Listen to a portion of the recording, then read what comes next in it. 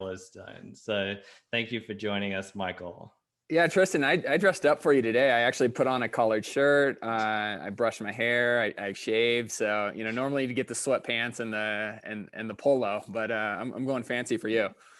I'm glad we got that. It's been a big couple of weeks for you. What a time, So I'm 6 weeks into the job here, and in that time, had a Super Bowl spot, launched a completely new brand. So not a lot of sleep, lots of Zoom calls, but all really good, interesting stuff. Awesome. So maybe we start there and we just dive in a little bit into the launch of Paramount Plus, because we're here to talk about the future of TV, and what could be more appropriate than the latest contribution to the streaming landscape. So can you tell us a little bit about the launch of Paramount Plus, what the goals are for the service, early learnings? Yeah, absolutely.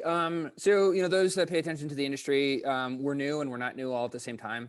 So Paramount Plus is really the evolution of what, was kind of a pioneer in CBS All Access. They were one of really the first media companies to go to direct to consumer. And then since the merger of Viacom and CBS, we've become really a more compelling product. And I think in some of the internal conversations that went on, the thinking was, CBS and really kind of that CBS branding didn't make a lot of sense. There'd just be a high correlation with like, oh, you're just going to have, you might be the TV everywhere product for CBS. And so, the aspiration is to be much bigger. It's to be global, and we really needed a brand and an identity that was there to help support that. So as you can imagine, a ton of testing went into find the right name. And don't get me wrong, we got a lot of shit for like people are just going to think it's movies, and why is there yet another service with a plus behind it? But a lot of the data really suggested that was the way to go. And so that's how that's why we're here. We launched March 4th. So, about a week into it. And it's funny, I'd say the vibe internally was like everyone was hardcore up until 3-4. And then, now people are just like disappearing. It's like, where'd that person go? They're like, not answering calls, not answering texts. Like we got this thing out the door. So that's been a lot, it's been interesting to see. It was a lot of fun and sort of like a great way to start a new job. And like, you were thrown into the deep end. In terms of, aspirations, I think like, you're starting to finally see, I think the landscape is sort of like completely, it's here and apparent now. A lot of the major media companies have direct to consumer products. There's still traditional pay TV. There's the MVPDs. And so like, I think this is it. This is probably what you're going to get. And now it's, how is all of this, how is, really consumers' attention split up amongst the variety of apps? In terms of what we're seeing early, I'd call out a few things. So one, like advertising the Super Bowl works. So, if you're ever looking for a major product launch out there and you want to hit a lot of eyeballs really fast, buying the Super Bowl isn't a bad investment. The second, I think we're seeing, a continued stratification of consumers' time and attention, and a lot of it really being content driven. So, as a media owner, we are pulling more and more rights of ours like back onto our service and not, licensing to other either streaming services or, other distributors of content. And that drives attention. That drives, sign up. So, at least for Paramount Plus, a couple, to point out, one is SpongeBob for all those SpongeBob fans out there. We have a new SpongeBob series and a new SpongeBob movie, huge drivers of acquisition for us when we launched, because it's the only place that you can get it. And then, similarly today, Champions League is going on. It's a soccer tournament in Europe. For those fans, again, it's Paramount Plus is the only place to watch. And so, really this idea of exclusive content helping drive acquisition, absolutely critical. And then lastly, I think, we're starting to see, and then, I think it's a boon for us, but, more so for the entire category is people are becoming more and more comfortable with, putting together their own bundle. And whether it's, getting rid of a traditional provider like Comcast, or supplementing that, people are going from, 1 to 2 to 3 to, even 4 type of streaming services. And, I think that's our real opportunity is, I think we're humble enough to know we're never going to replace a Netflix, but we're a pretty damn good complement to it. And so I think, you'll see that, and, to the extent we can continue to help explain to consumers why we're such a great complement to Netflix or Prime or any of these other streaming services that are already in their stable. I see that as kind of our next big marketing challenge. Yeah, I think you alluded to this point in your comments, but obviously we're competing for time, and there's a limited pool of it. There's a number of services that are, putting up their hands and saying, "Hey, pick me." So when you look at, I was looking through the catalog, and I'm with you. I think sport is one of these aspects that really does kind of stand out for Paramount Plus. It is not something that the other major players have necessarily had a major focus on. But interestingly, I didn't feel like it was a huge part of the go-to-market around the Super Bowl. So I'm kind of curious, the focus on those foundational properties versus the, unique differentiator there, which is, live action, that everyone says is the thing that we're all kind of holding on to. Can you unpack a little bit the role sport might play for Paramount moving forward? Yeah. We can spend hours here. So, I'd say, I think like with any big company, you sort of have internal and external stakeholders. So, from an internal standpoint, this is the first time we're uniting a lot of different brands that, have historically operated sort of in their own or, within a bundle. So, think BET, Nick, Comedy Central. And so I think, part of it, again, different audiences. One, of course, we wanted to introduce the millions of people watching the Super Bowl to the product. But I think, it's a lot of it's internal too, and sort of this rallying cry and getting the enterprise back behind this new initiative. And really, one of the top initiatives, if people had the chance, we had a 3-hour streaming event where we talked for 3 hours about streaming exclusively in Paramount Plus. So, I think a lot of those, again, different audiences. But, to your point, I'd say, two things, at least for prospects. So one, the sports realm and rights issue is so complicated. And, really, I think, the average sports fan, there's just a lot of different places that you can get sports. We're sort of limited in the sense, like our sort of main tent poles, being UEFA Champions League, the NFL on CBS, March Madness and the PGA. But fans of those events are typically like fans of other things too, and we don't offer all of that. So I think like where we were going mass media, we wanted to essentially try to find the common denominators across audiences that everyone would sort of lean into. And like, who doesn't like Snooki, right? So I think like you'll see us turn that up, especially as we start to lean into certain tentpoles, but doing so, really in a targeted way. March Madness is coming up. You're going to see us, sort of the games that we have targeting alumni bases. When football season comes back around, get kind of like, just 101 in marketing, like go to the places where you have content that people want to actually watch. And so, CBS traditionally offers AFC games. And so you'll see us in AFC cities. But, I think, so I think that's one. The second aspect is like, I think we're trying to explain too, and like, we're even trying to figure out internally, like, what's the right complement? So we sort of like know, like I was saying, we complement Netflix really nice in the sense, like if you're a cord cutter and you don't get any live sports or live news, and I bring live news as another kind of interesting part. So we sort of fit in really nicely. When you're existing in the pay TV ecosystem already, like how we ultimately justify, should we be serving you a CBS ad for NFL on Sunday? Like you already get that through your bundle. So I think again, like trying to make sure we match right message to the right person, all the fundamental marketing type stuff is just, it's hard to do on a mass scale. And so we were trying to go to commonalities versus some of those nuances, which is a little tough to explain. Yeah, no, makes perfect sense. you did allude to the challenges of starting an innovative business inside what is a very well-established institution, where effectively you're being asked to, challenge the legacy business and take share of both sort of like voice and time. Um, can you talk a little bit about navigating some of those internal stakeholders where you're potentially cannibalizing the legacy broadcast and cable business?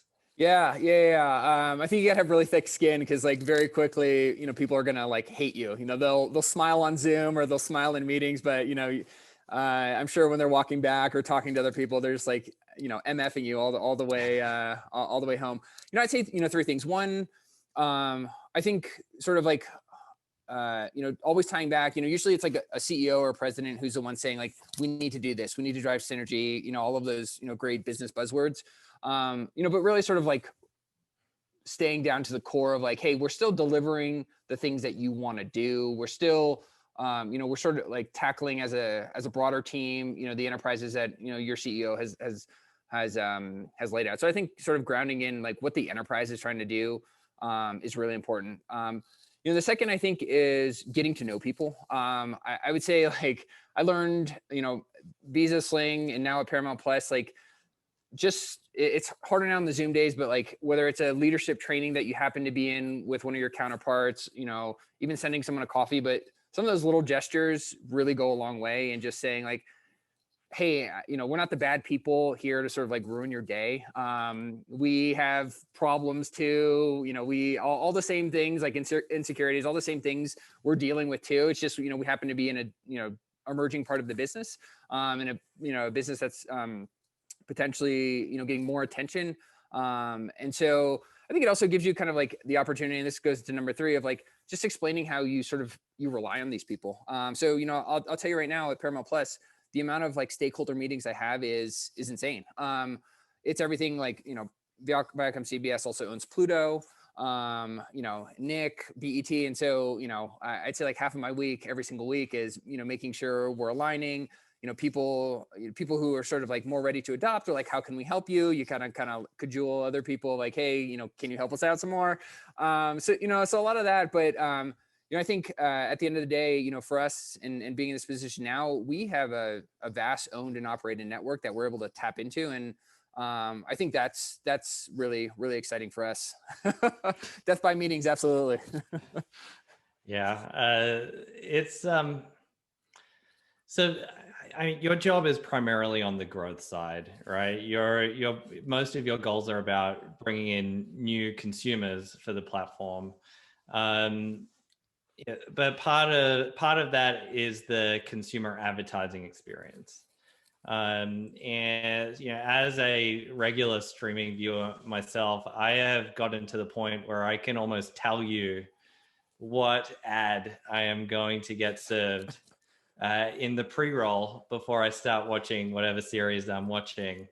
And it's crazy because you mentioned advertising works.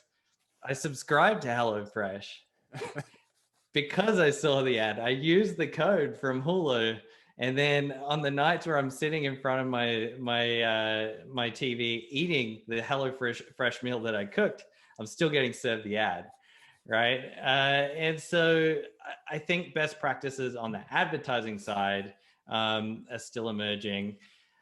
I don't know to what extent this moves into your world, but I think that there's a real bleed over between the advertising experience and the objectives that an advertiser has, which is not overdoing the frequency side of things. Anything that you can share about how Paramount Plus is tackling that challenge?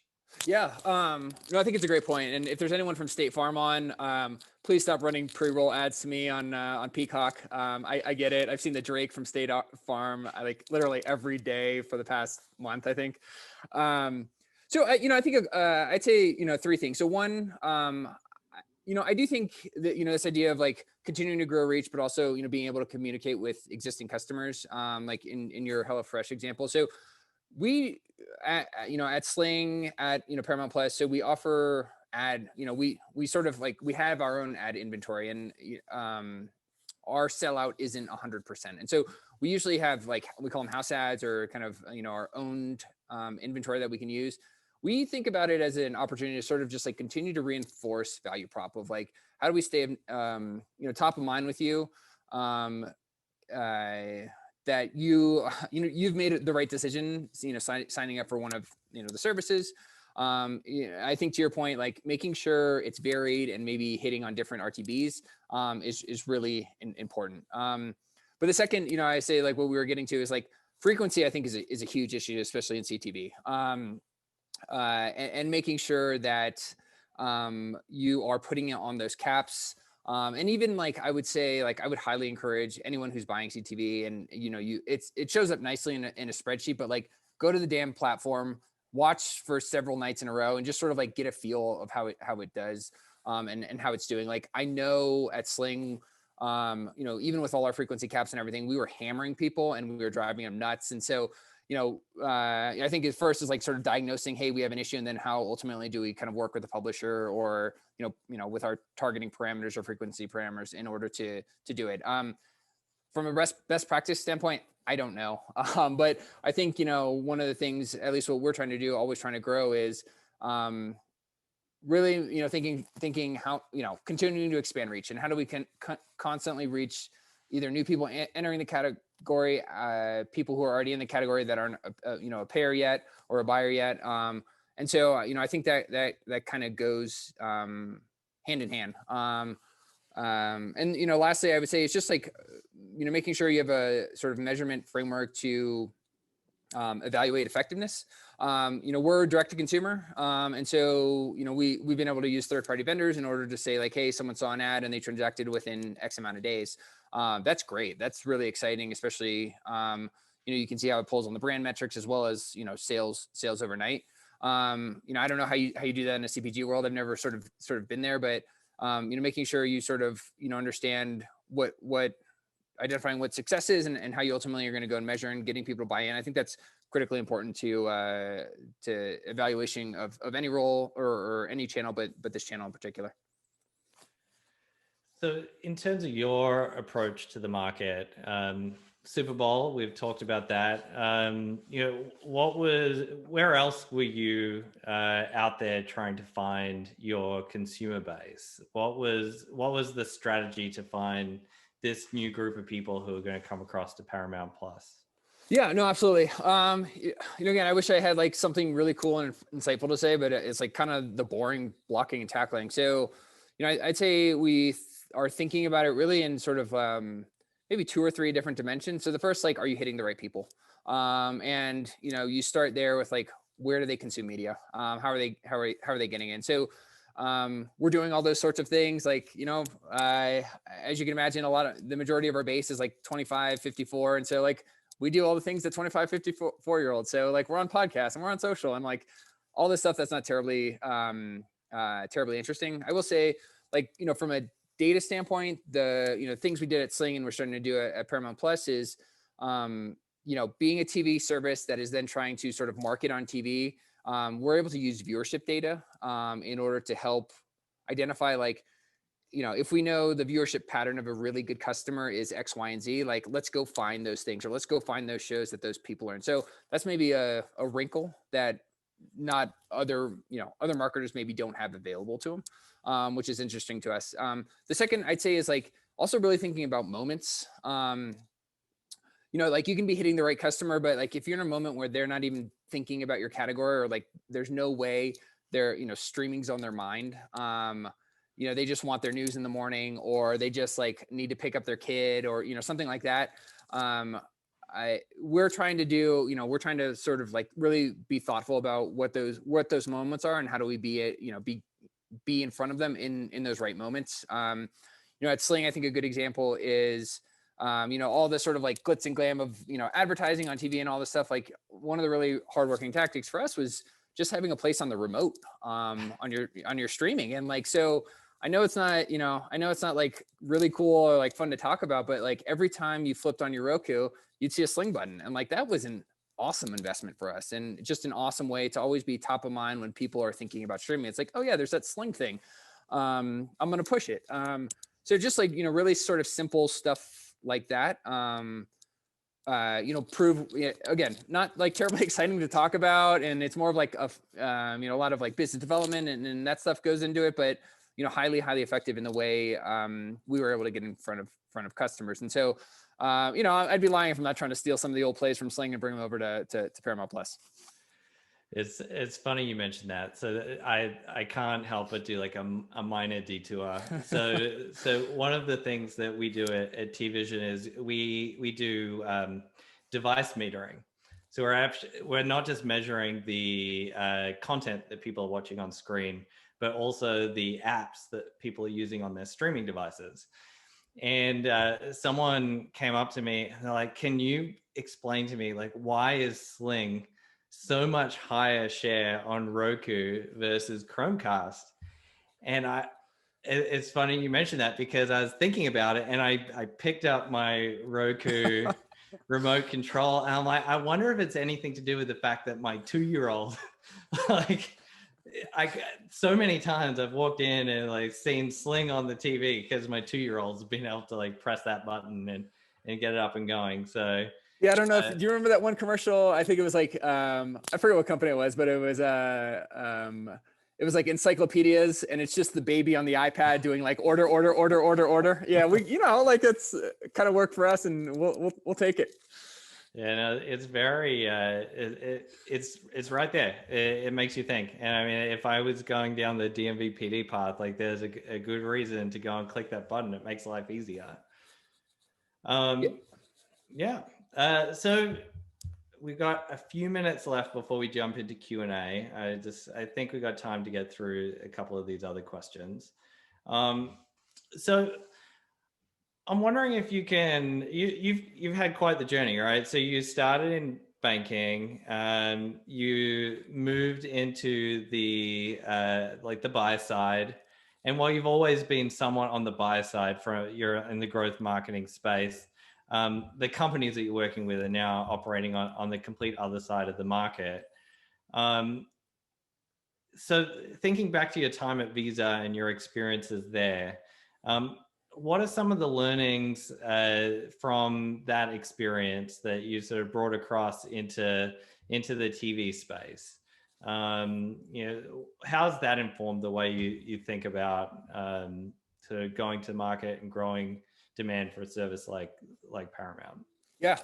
So I think I'd boil it down to kind of three main things. So one, I know there's like performance marketing, and that's kind of a new thing. Like performance marketing is direct marketing, and like who has done direct marketing better than the credit card companies and like banks? So I would say like, blatantly stealing, and I admit it, like best practices on direct marketing, copy, design, offer, all of that stuff, again, very tactical, but the credit card companies have been doing, and the banks have been doing so well for so many years. That was definitely the first. The second is, I think, like understanding the channel. And so, like in Visa specifically, a lot of what we did historically was in the channel. And then, the product that I work on, Visa Checkout, was ultimately direct to consumer, but, using sort of channeled and install bases in order to, help lower CAC or SAC, however you want to refer to it, but really kind of thinking of them as a partner, mutually aligning goals, and sort of, being able to tap into established communities, established like customer bases, so you don't have to kind of like go and all do it yourself. And then lastly, I'd say like the value of creative. Visa has been willing to invest like not only in like creative in terms of like making the right ads, like featuring celebrities, having Morgan Freeman as a voice, because that's a really ownable brand asset, but then also, finding, making sure, you invest in the fact, or, the right media channels so people actually see the work and sort of maintain or like, realize it. And so like investing in the Super Bowl, those sorts of things. So, I think those were kind of the main ones. And, I have a kind of like real excitement about the last one. It's been easier, I think, launching, products and like getting into those really high quality placements because, your awareness typically like goes through the roof and it's very measurable to show. I know kind of getting into some of those higher placements is definitely like a struggle that we had at Sling, especially as we progressed into kind of later years and, outside of year kind of one, 2, and 3. But it definitely paid a lot of dividends. So you started talking about measurement, and I think it's a interesting place for us to sort of start wrapping up before getting into some audience questions. So I think one of the biggest challenges around TV advertising in general is measurement. What does success look like? We talked about subscriber growth is obviously a pretty clear metric for you guys. I guess how do you think about this challenge as a marketer? What does measurement look like? What role is it going to have in being able to sort of continue to invest in innovative channels like CTV? Yeah. So I think two main thoughts. So one, like, absolutely, like, have a framework and don't just, I would say, like, socialize it with, especially like president, CEO, CFO. Say like, hey, this is the investment we're going to do. This is the expected return. And, these are the proper metrics that we're going to go and do. I think, TV is so visible, not getting buy-in and really on the broadest stage, like with your chief product officer and all of these other people, I think you just get a lot of second guessing internally, and people sort of not understanding, and then, willing to sort of Monday morning quarterback the things and the decisions that you're making. So, to the extent you can bring people along the journey, hey, this is the strategy behind the campaign. This is who we're going after. Oh, and this is why TV makes sense. And by the way, we're going to run a really big ad or a lot of ads, this coming weekend, as part of that. So, I think that's really helpful. Of course, there's new technologies. I'm a huge proponent of iSpot, but I know there's others like them, in order to, be able to really relate on a one-to-one basis of, we delivered an ad to this IP address, and then that IP address ultimately signed up for your service. Was a huge, they were a huge partner in us and being able to unlock a lot of things at Sling. And so, I think that critically important.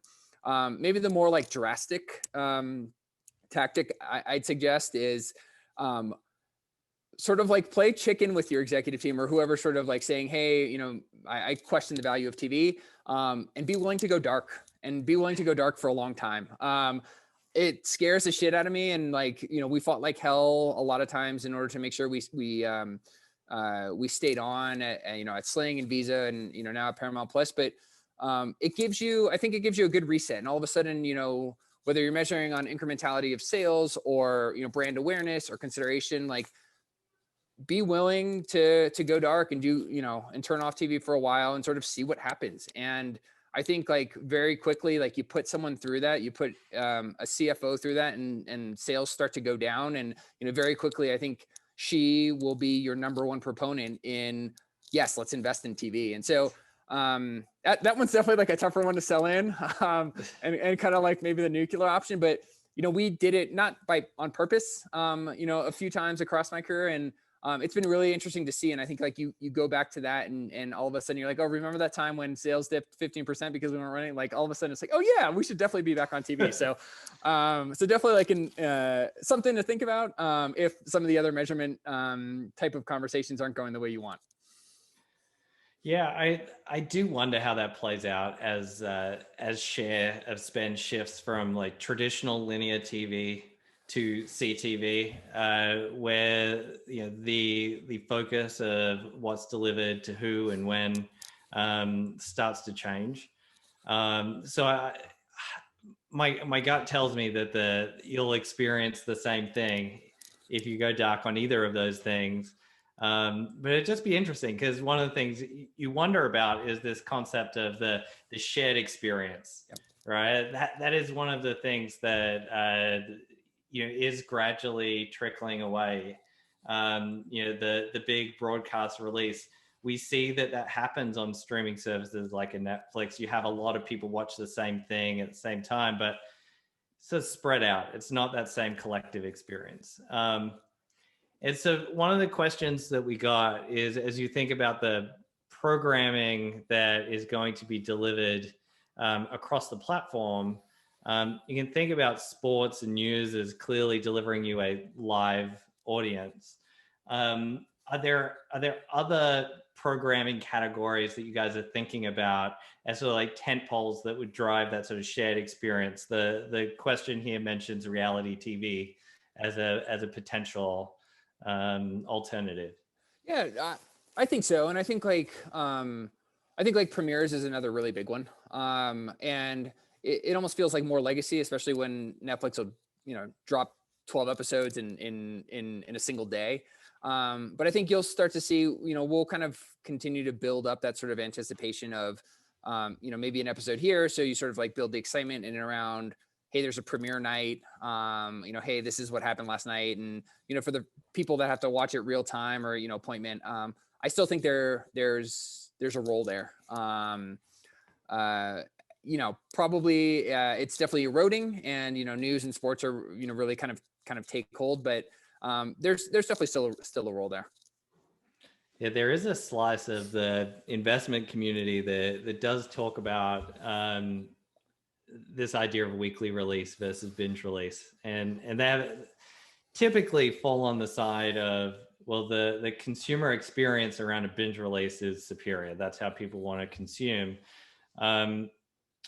When I look at viewership, I'm not sure that holds up, because the volume of people, for example, that I saw tuning in week after week to Disney Plus to watch WandaVision, I mean, it's there. People will turn up.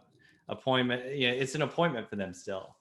Was that a big decision or discussion point for you? How are you guys thinking about that challenge? Definitely. And I think the biggest thing, no surprise to anyone, like churn mitigation is one of the biggest things in the streaming world, and continuing to provide a reason for someone to subscribe the next month. One of that is like, you don't drop the entire series in that free trial period, so someone can watch it and then never come back. I think you start to see, and based on some of the third-party data sources out there, like an antenna, things like HBO when Game of Thrones, a lot of times people just kind of waited and binged it in a weekend, or in the when they were running a 30-day trial and then unsubscribed. And I think that's a tough place to be in. That's tough on economics. It's tough on your user acquisition team. It's tough on your customer retention team. So, so I think sort of like finding ways, whether it's product or messaging or whatever it might be, in order to smooth out some of those spikes, every streamer is dealing with. Yeah, I think that's something the whole industry is going to have to deal with, is this idea of, are we going to get to a point where we're aggregating? Yep. We're getting okay with switching in and out of platforms. I'm lazy, so I'm just got this. I've got this growing list of subscriptions. I think if I ran an analysis of my credit card bill, there's a lot of content that I can consume at this point. Okay, so we've got 5 minutes left, and I have one other question here that came in as we were discussing. And this is talking about fan loyalty. So the reference here was Game of Thrones, timely. So one concept of a loyal fan that you just mentioned there was this idea of retention, right? So we've got to retain them in order to continue to sort of support the platform. Are you thinking about other ways to monetize and leverage the energy of the loyal fan base?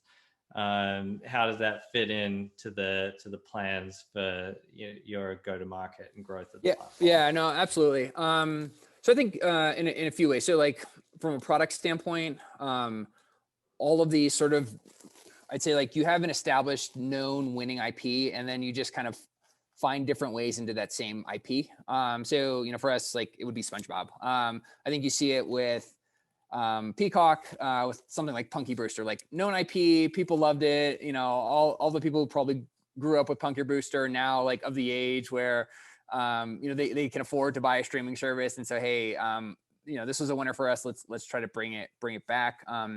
We also think about it, at least on Paramount Plus and, in people, but you see it in, on all other sorts of platforms, like Shonda Rhimes with Netflix, but us, it's Taylor Sheridan in Yellowstone, and he's got like a whole universe coming of all the things. So I think that sort of building portfolios around a certain IP or certain person, and it helps. And I think it essentially, reduces customer risk, saying like, you kind of know what you're getting, so stay on because this is coming up. I think this